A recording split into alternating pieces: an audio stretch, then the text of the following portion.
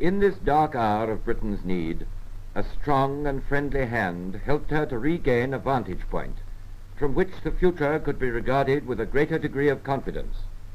America began to send over quantities of commodities necessary for the well-being of our peoples and for the effective maintenance of our war effort. The dock's nerve centers twanged with a transatlantic hum, its pulses quickened, and in a short time, Leaseland was in full flood. The United States undoubtedly meant business. Armed American military police in their famous white helmets worked with our own to ensure that the vital secrets brewing within the dock gates should not be probed by any unauthorized person.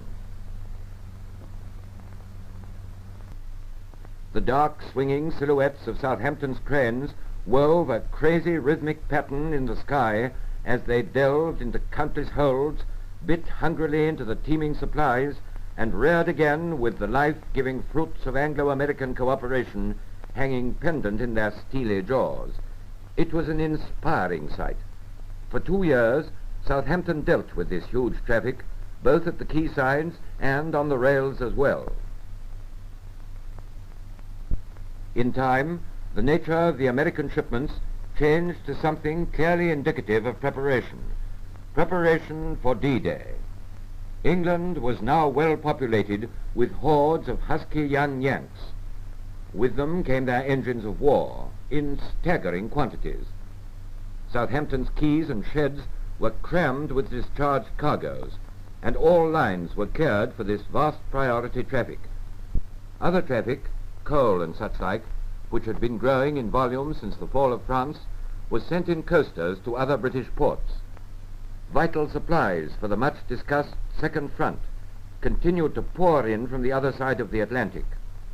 To a Britain grim and sorely smarting with a sense of rebellion against the Nazi warlords, the apparently inexhaustible supply of American war power acted on the general morale with tonic effect. No longer was vague hope alone the booster of Britain's spirits.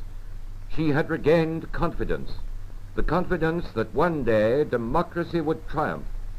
At our side stood the United States, strong and equally confident. Together we were going to win. To clinch matters at Southampton, the American staff organized for themselves a major port headquarters to deal with all matters of a transatlantic interest.